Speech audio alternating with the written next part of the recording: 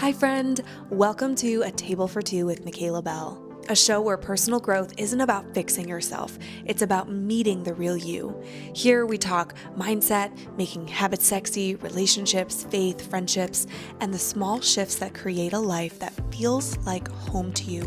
No fluff, no pretending, just honest conversations with your new life coach that help you step into who you were always meant to be. So grab your coffee, take a deep breath, pull up a chair, and let's dive in. Welcome back to the table. My name is Michaela Bell Dickerson, and I am your host. This episode is specifically for women or men that are feeling exhausted. Like you are tired and you know that you're not prioritizing rest. This episode is for you. I'm going to give you my nighttime routine, which consists of about 6 different things. And I worked my way up to this nighttime routine. If somebody signed up for a marathon and the next day they got out there and they ran 26.2 miles for the very first time, you would say to them, that's dumb. Like, that's not how it works. But yet we think that we should develop a new habit or a routine and just go to the 26.2 miles, like go the full-fledged routine.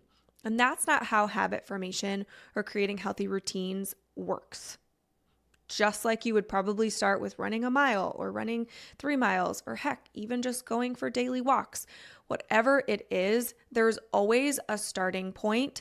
So I'm not telling you to go ahead and do all 6 of these things tomorrow. But what I am telling you to do is I'm going to share with you a couple of different things that are backed by science and that you can customize for yourself and figure out, how can I start to develop a nighttime routine for myself in these little baby steps. I have been extremely passionate about this topic for a couple of years now. I was in a season of my life just being a single mom, starting a business, running a business, also having additional jobs on the side. And I got to a point where every single night my body was exhausted, but I couldn't turn my brain off at night. Like, I would get into bed and I could not for the life of me shut off my mind. It was as if my every thought from the day just flooded my conscious mind and just wanted to be heard. And if you think about it, if you are constantly go, go, go throughout the day, and when you have a moment, you're on your phone scrolling, or if you have a moment, you're watching Netflix, if you lay down and your head hits the pillow, it could be the very first time your thoughts have an opportunity to be heard by you.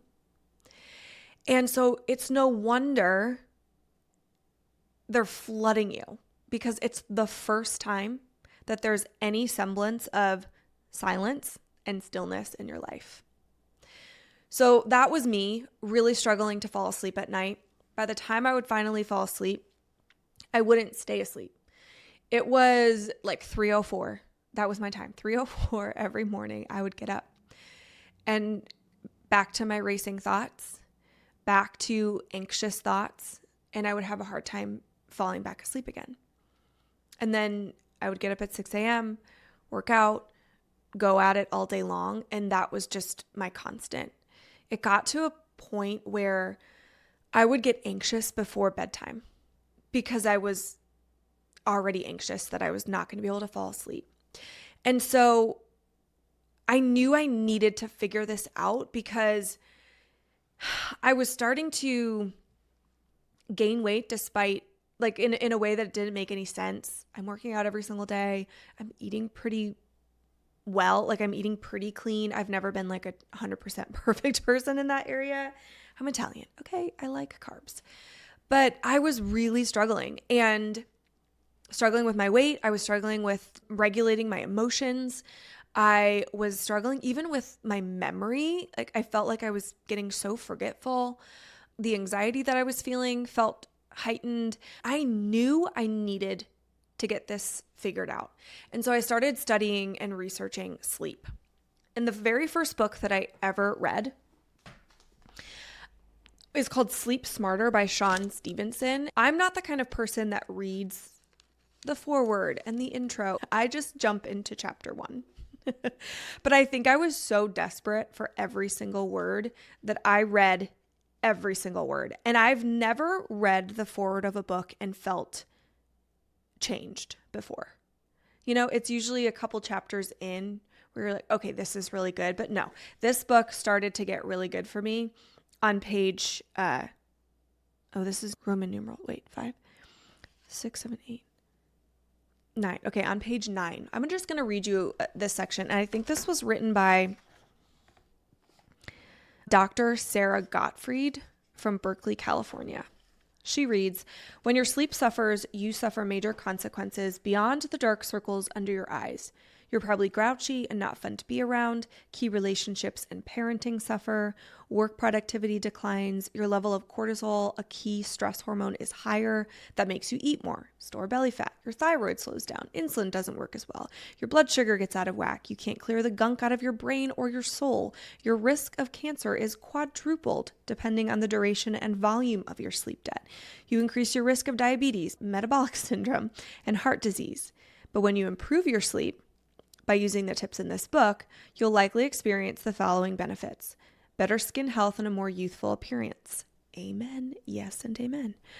Emotional regulation, better relationships, decreased risk of stroke and cardiovascular disease, fewer accidents, lower levels of inflammation, enhanced function of the immune system, lower risk of cancer and infection, hormonal balance, faster rate of weight loss, decreased pain, stronger bones, lower risk of Alzheimer's and cognitive decline, better memory, longevity.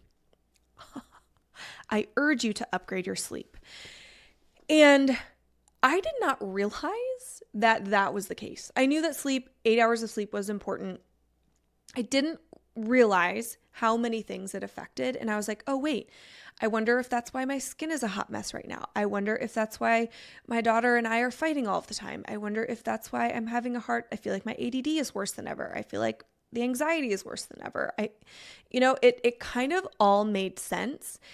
And whenever you can focus on one thing that brings you a tremendous amount of benefits, that is where the productivity side of me goes, okay, if I can focus on this one thing and it affects all these other things, I'm in. And that started my kind of obsession with sleep and improving my sleep.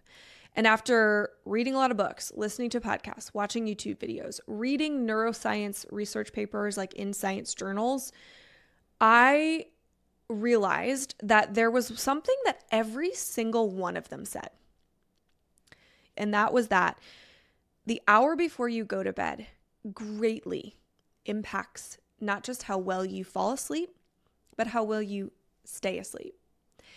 And so I created this nighttime routine for myself based on all this research that I was doing. And I couldn't believe how quickly my sleep improved. But then I was getting more restorative sleep. I was waking up with actual energy. I was feeling more patient. My productivity skyrocketed.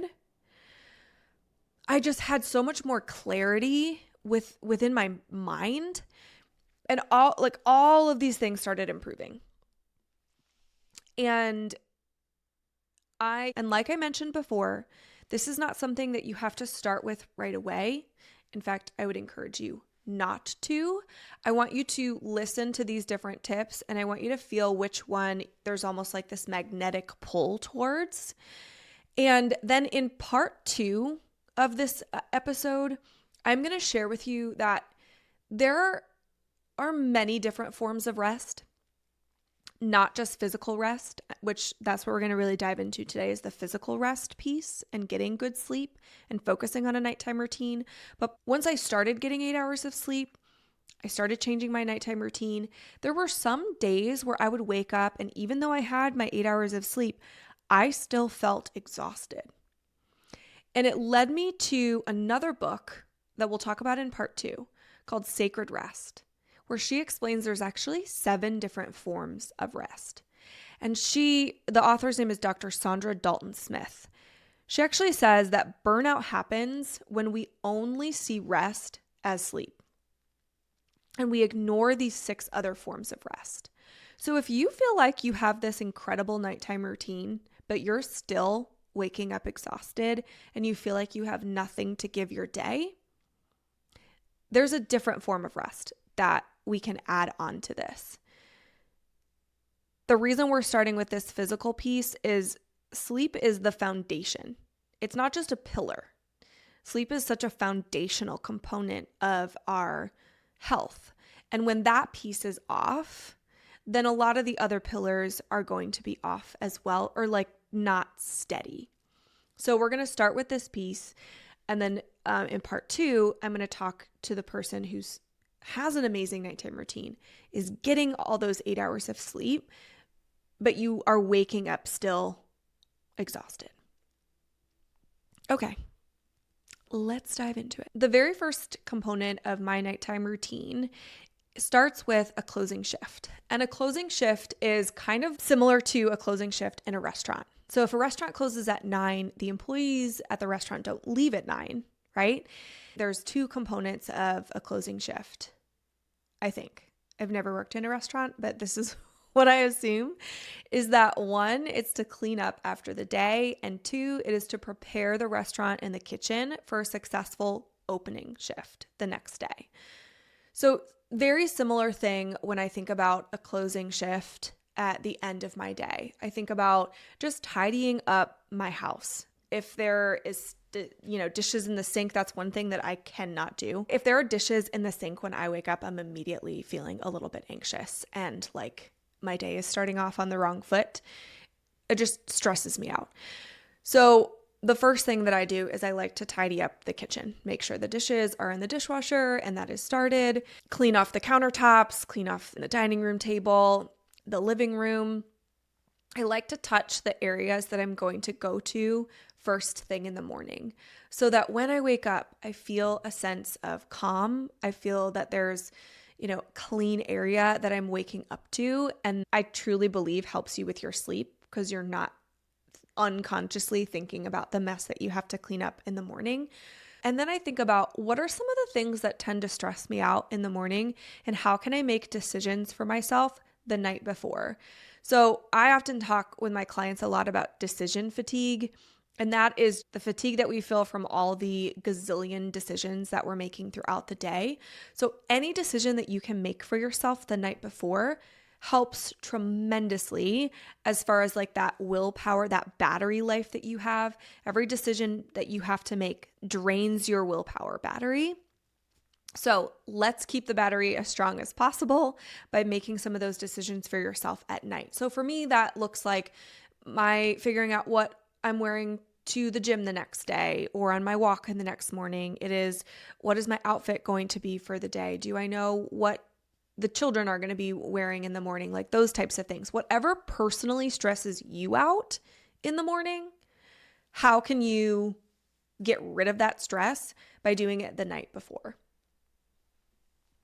Other things in my closing shift, I dim the house lights. That was one thing that a ton of scientists talk about, is something called your circadian rhythm, which is that internal clock that tells you when to rise and when to fall asleep. And most of us here in America, our circadian rhythm is off because our circadian rhythm has a direct relationship to light. Our bodies were designed to wake up with the sun and to go to sleep with the sun. And so if the house is like super bright at 11 p.m., there's no message to your brain that says, hey, it's going to be time to start, producing that melatonin. Let's go ahead and get that released for ourselves. There's no communication there. And so when you dim the lights in your house about an hour or so before you go to bed, it just gives your brain a little signal, hey, let's start unwinding. It's working with the way that your body is designed to work. So I dim the lights, do my closing shift, and this is also a fantastic time to turn your phone off, to turn the television off. One, because it's, again, that light, blue light is just as powerful as the rest of the lights in the house, if not more. So go ahead and either turn it off or put it away somehow. End your phone time. I think we all know that scrolling in bed is terrible for your sleep, but we're so addicted to our phones and we just have this really unhealthy relationship to social media and to our phones and to scrolling that it's just a part of us. And one way, if that is your goal this year, to break up with your addiction to social media, to scrolling, this is a fantastic place to start, is just put your phone off, turn it off around 8 or 9 p.m. If you're saying to yourself, I just can't do that yet, start small. Figure out what's going to work for you. Again, you don't have to run the marathon. When you sign up for a marathon, you don't have to run a marathon the next day. It's about baby steps. It's about progress. It's about building up to a routine. So that's the first thing that I do, is a closing shift. The next thing that I do is what I call an unwind cocktail. Not an actual cocktail at all, completely opposite of a cocktail actually, but I just try to do 2 activities that I combine together that helps me unwind at the end of the day. The better you are at this routine, the more kind of complex you can get. But one thing I like to ask myself is, what do I need? What do I need tonight? What kind of rest does my body need? If I feel like I had just a really intense emotional day, then maybe that's going to be like getting cozy and snuggling up and reading a little bit of a book that I'm reading. Maybe it's going to be doing a devotional. Maybe it's going to be journaling and just like dumping my thoughts onto a piece of paper. Whatever it might be, I'm going to give myself 1 or 2 activities to help me unwind. What's happening in your body when you're unwinding is you're shifting from your sympathetic branch of your autonomic nervous system into your parasympathetic branch. And essentially what that means, it's like a fancy science term of saying you're switching from your fight or flight, your work, go, think, to your rest and digest. You're wanting to like bring your heart rate down, feel a little bit more calm in your body, reduce that stress, not overly think. You want to kind of get from doing into being. And when you unwind and pick a couple of things, it could be, maybe it's making a cup of tea and sitting on the couch and journaling. It could be making a Sleepy Girl mocktail, which is one of my favorites.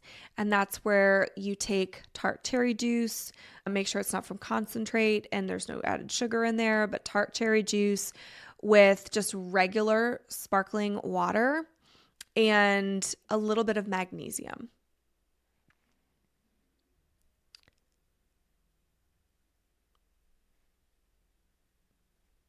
And after you have your Sleepy Girl mocktail, you go to your bathroom and you do a really slow, intentional skincare routine. Maybe adding in a little bit of gua sha. Just, again, all of these things that are meant to just be an exhale in your body and your mind and your soul.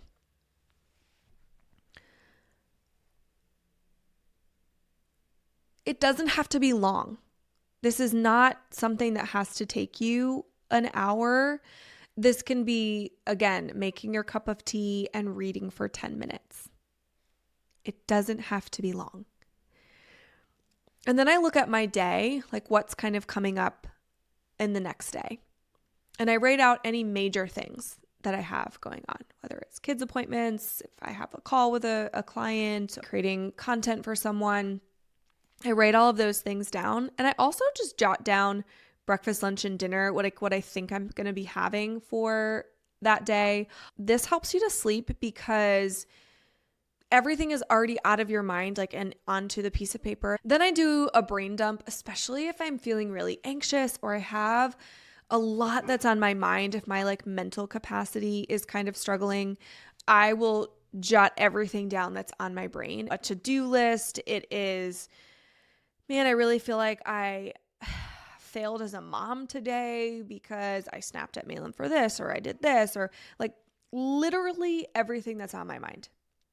And what that helps you to do is, instead of you laying your head down on the pillow and all of the thoughts flooding your brain, this doesn't happen because you've already offloaded all of your thoughts onto that piece of paper. Let me get my dog. If you are an overthinker, this is going to be the best activity that you do. I was coaching a client and she said she started doing a nighttime routine and she said, I think I get more anxious doing my brain dump right before bed. And I said, okay, why don't you do your brain dump after work? Or sometime that gives you a little bit of time before you go to bed. So do your brain dump whenever it feels best for you. I personally love to do mine sometime before I go to bed. All the things that I just explained kind of help from a logical standpoint, the thinking part of you. And then this next part that I'm going to tell you is more so about the emotional side of you.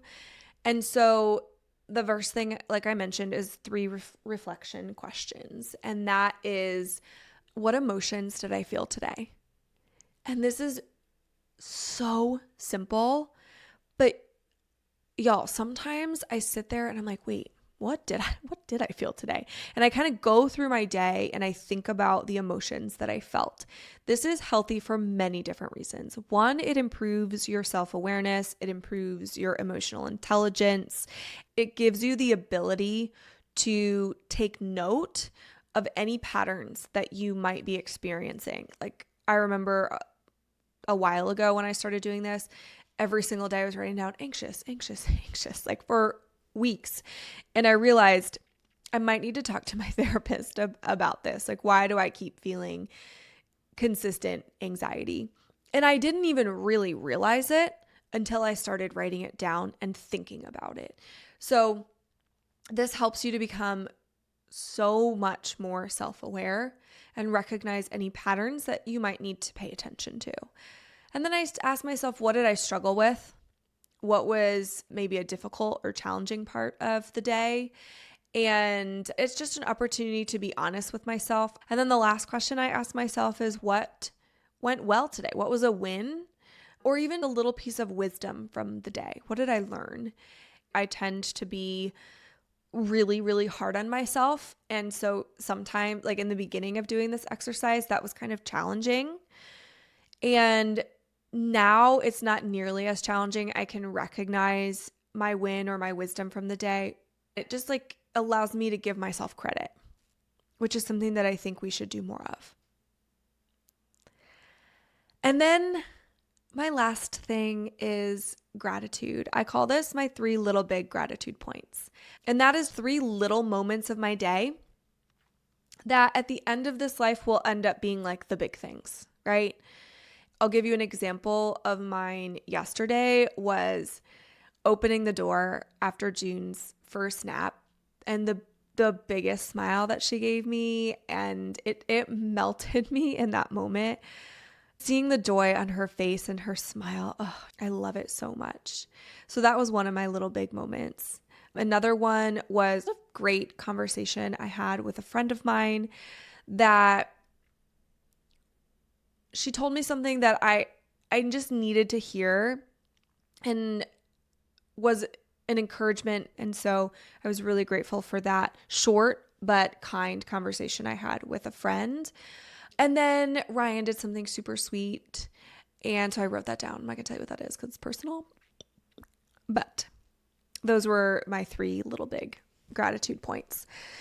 And then I just take a big deep breath. Sometimes I'll do a full box breath, which is like inhale for 4 seconds, hold for 4 seconds, exhale for 4, hold for 4, and then you do that 4 times. I will often finish my routine with a box breath. So what I tend to do is my closing shift is like around the house, and my unwind routine is around the house. And then I go up to bed and do the rest of the activities in bed. I don't have a light on, like a traditional light in the bedside table lamps. I have red light bulbs in that you can get from Amazon for like $8-9. And that helps you with creating some light in your room, but not the kind of light that's going to disturb your sleep. So I turn my red light on, work through those last couple of things in my journal, and then turn on my Hatch and go to sleep. So that is like the marathon of nighttime routines. It actually does not take me that long. It takes me longer to explain it than it does for me to go through it. But that is really, yeah, my marathon of my nighttime routine, which again, I shouldn't call it a marathon. It's probably more so like a 5K, I think.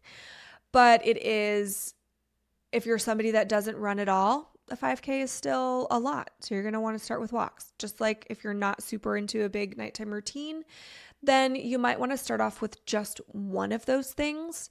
Which one of those things do you feel almost like this magnetic pull toward? Is it that closing shift? Is it a brain dump because you want to offload your anxious thoughts? Is it an unwind cocktail, as I call it? Is it doing a gratitude list? Like, what is the thing for you that would be a great first step? When I started doing this and writing it out myself, I got sick of it. And so I actually designed a journal. Originally, this was just for myself. And then I launched it as an actual journal, which took me a really long time. I developed this journal. My friend Mindy designed it a couple of years ago, and I was so scared of like being rejected and people not buying it that it just sat as a document in my computer for a whole 2 years. But it finally is out. So it's literally everything that you would possibly need. It helps you to not think. You can just come to Own Your Night and just do your one thing. One of the biggest things that holds people back, especially women, I coach a lot of women, and perfectionism is one of the biggest killers to you thriving in your life. If you can learn how to just be okay with doing one component of a nighttime routine, I want you to think about it again like you are training for a longer run, and running a mile is still winning. So doing one thing for yourself and making it consistent for you is the most powerful thing. So ditch perfectionism because it is not getting you anywhere. It is not serving you. I created this because I wish I had had it.